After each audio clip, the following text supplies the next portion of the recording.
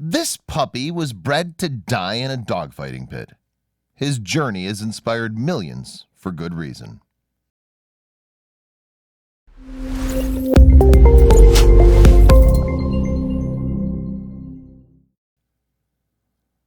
Humans and dogs have had a close connection since the dawn of civilization. Dogs are great companions, and their instinctive pack mentality fits our close-knit family structure like a glove. It's no wonder then that the world has witnessed wonderful tales of warm-hearted dogs. One dog's life, however, went beyond tugging at the heartstrings to reach heights of inspiration we can guarantee you've never seen.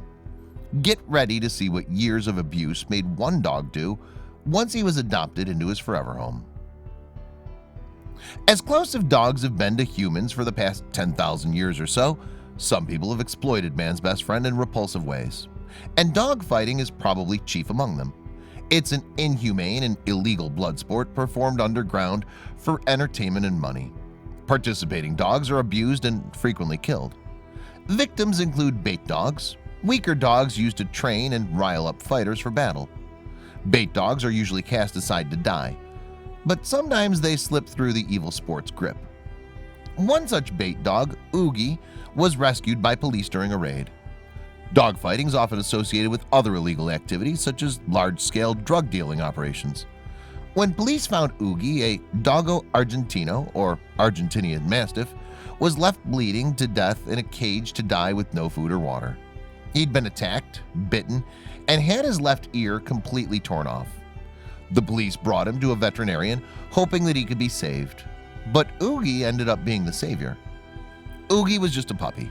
He'd undergone a lengthy operation to stop his bleeding and repair the massive damage done to his face and head. He somehow beat the odds and survived the ordeal. While Oogie was recovering, the Levin family was bringing their beloved cat to the same vet for what would be his last visit.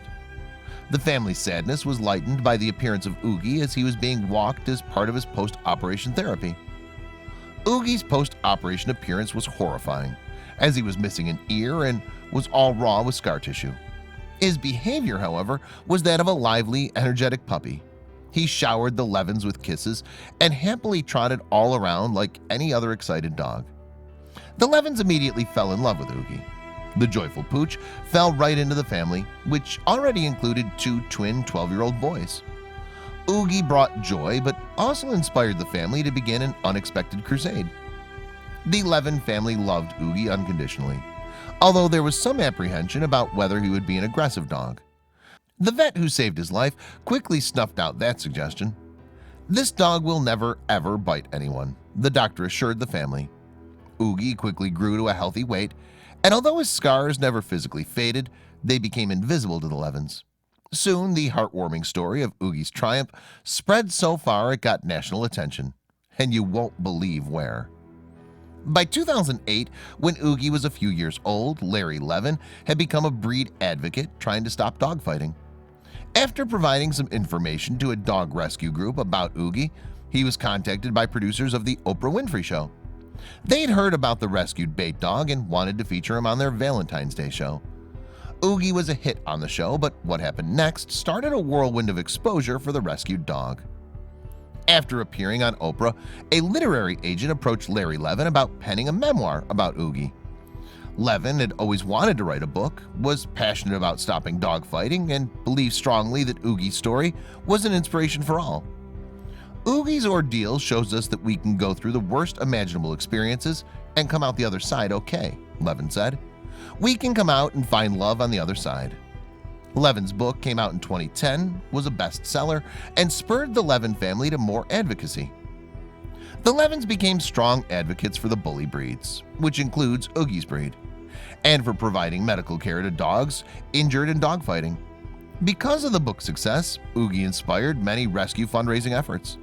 Larry Levin spoke at numerous schools to motivate children to take up the anti-dogfighting cause.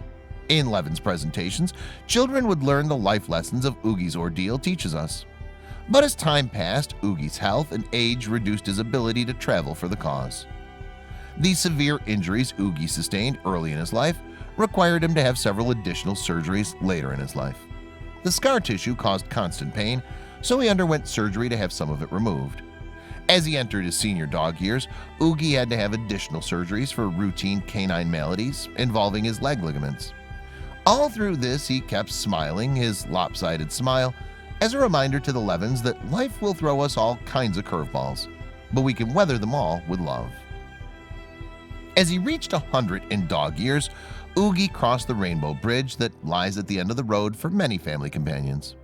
On his last day, Oogie enjoyed a bison fillet, one of his favorite treats. Larry put moisturizer on his crooked nose and eye drops in the eyes that could never close all the way, put his warm orange coat on him, and took him for a ride. In those last moments, he reminded Larry how blessed they both were.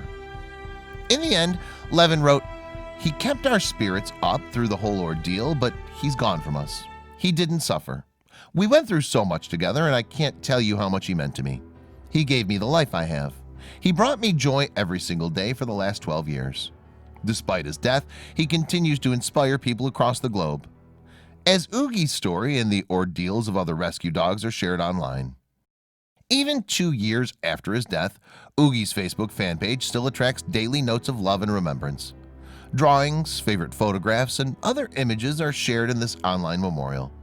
Social media in general has become an outlet for people to share stories of inspiration similar to Oogie's.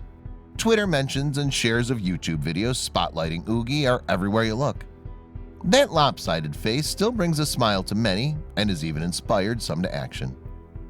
Oogie's life inspired Larry Levin, who was skeptical of the bully dogs, to become an advocate for the breed. Levin never wanted to spend his life advocating for dogs, but fell into it when Oogie took over his life in the best way. They fought against practices like dog baiting, raised money, and educated the public about this evil industry. Through exposure from the book and TV experiences, Oogie sparked a movement to root out dogfighting. The movement extended to the roughest places imaginable. This even involved telling Oogie's story in prisons, with the hopes that formerly incarcerated individuals would bring inspiration back to their neighborhoods where dogfighting still pervades.